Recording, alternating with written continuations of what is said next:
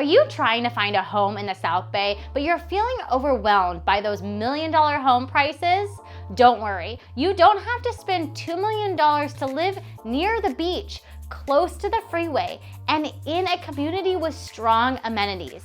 Today, I'm gonna be breaking down the most affordable neighborhoods in the South Bay of Los Angeles. This includes Lawndale, Hawthorne, Lomita, and even parts of Torrance. Hey there, I'm Lucy Salem, your local real estate agent here in the South Bay. I help buyers and sellers navigate the South Bay market every single day. And one of the most important questions I get asked is, hey Lucy, I can't afford living in the South Bay. Is there anything out there for me? So today we're going to dive into the neighborhoods that I like to focus on with my buyers that are looking for things maybe even under that $1.2 million range. So if you're thinking of buying in the South Bay, but you don't know where to really start, stick with me through the entire video. I'm going to highlight the neighborhoods where you can still find a really great value without sacrificing that location. And before we dive in, don't forget to like and subscribe to this channel so you can get weekly updates here on the South Bay market. Okay, so let's start with Lawndale, which is one of South Bay's most underrated cities. The median home price here are often significantly lower than Redondo, Manhattan Beach, and Hermosa Beach. If you're looking for single family homes, condos, townhomes, you're really gonna find a lot of these under that $900K purchase price. And the location is prime. It's just east of Redondo Beach and close to the 405. So if you are a buyer that really loves the beach and wants that beach culture and that proximity, you are going to love this area. A lot of my first-time home buyers, or even buyers in general that want to move to the South Bay but don't want to pay those prices, end up here because they love the proximity to the beach so much. Lawndale has been experiencing growth as new buyers come in, renovate older homes, and create a more community pride. Next up is the Hawthorne area, which is also gaining quite a bit of momentum. This area is known for being home to SpaceX, which has brought a lot of investors into this area. Neighborhoods like Holly Glen and Del Air are especially popular because they feed into this Weisburn Unified School District, which is a big deal for families. Prices here are still more approachable compared to the beach cities, which homes often in the $900K to $1.2 million range, depending on the pocket. Plus, being so close to the freeways and LAX makes it super convenient for commuters. Okay, so now let's talk about Lomita, which I think is a hidden gem here in the South Bay. This small city sits right next to Torrance and Rolling Hills. Prices here are still on the lower side compared to its neighbors. You'll find single-family homes starting in at $800K, which is rare in the South Bay. Lomita has a more suburban, laid-back feel. Think tree-lined streets, smaller lots, and less hustle and bustle than the bigger cities.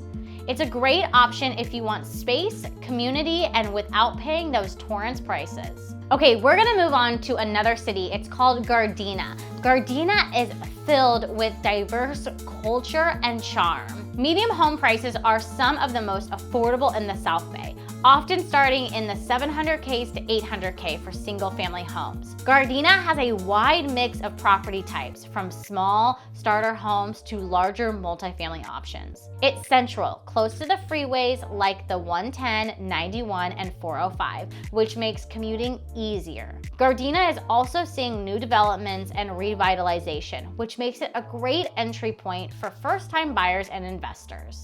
Okay, lastly, we're gonna talk about one of the more popular areas. It's Torrance, but we're gonna talk about specific areas in Torrance that are more affordable than others. Torrance area is really known for its schools, its neighborhood, its safety, and just all around community.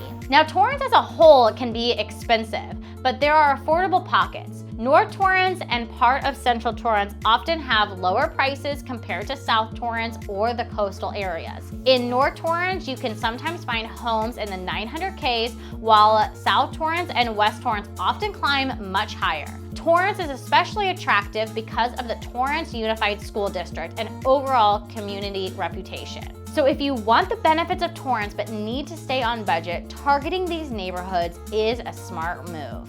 So a lot of buyers feel like they've been priced out of the South Bay entirely. When you look at Manhattan Beach or Hermosa with $2 to $3 million median home prices, it can feel impossible. But the truth is, if you're a little bit flexible and willing to explore cities like Lawndale, Gardena, or Hawthorne, you can still make it into this market and build equity. Here's what I tell all of my buyers. Buying in an affordable area in the South Bay or the neighboring areas gives you a foothold into this market. Over time, as your home appreciates, you can build equity up. That equity can be your ticket into the beach cities later down the road.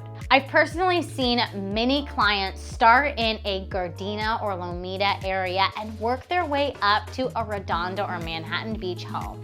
Real estate is truly the long game, so where you start might not be where you end up. But if you really are wanting to be in the South Bay area and think those prices between $2 and $3 million or above are just too high, I highly encourage you to focus on the areas that I've listed here. So let's go through them one more time. Lawndale, underrated, close to the beach, starter homes under $900K. Hawthorne, especially Holly Glen and Delaware with great schools. Lomita, small town charm, homes in the 800Ks and above. Gardena, some of the most affordable prices in the South Bay. North and Central Torrance, more budget friendly than coastal Torrance, but still with great schools and community.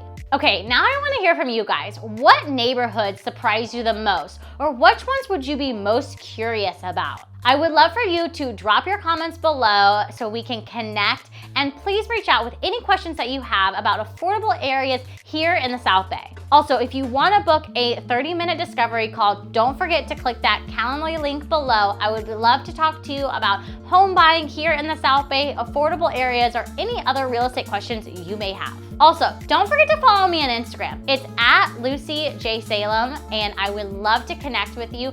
Follow me and shoot me a DM so I know we can stay connected. If you also have any other real estate questions or really want a video on something else, please comment below, and I will see you at the next video.